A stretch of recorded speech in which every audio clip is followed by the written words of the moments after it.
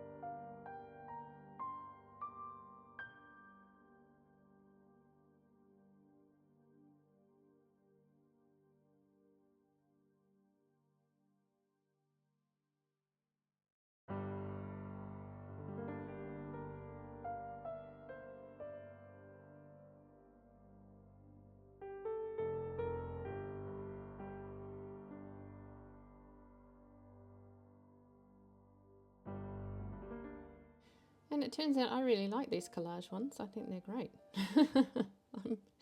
If I ever have any more crappy film, I might use that again because, yeah, I quite like the look of that. What will I use these for at the end of the day? They can go on the front of books as part of a book plate. They make great pockets. You could even use them as a journal card if you really wanted to, but yeah, I think they're, yeah, or even just an inclusion in a pocket. But in the end of the day, I think they would make great pockets in a journal. I think they would look super interesting. And these ones on the tissue paper, you can even almost see what you're pulling in and out of the pocket through the tissue paper a little. You would of course have to be very careful with those ones if you were going to continually use them. So probably they would be better as you know, part of a book plate or something where they're not going to be continually pressed upon. But yeah, I think all of these look really good and definitely worthwhile doing if you have a pile of, you know, used Polaroids that are no good.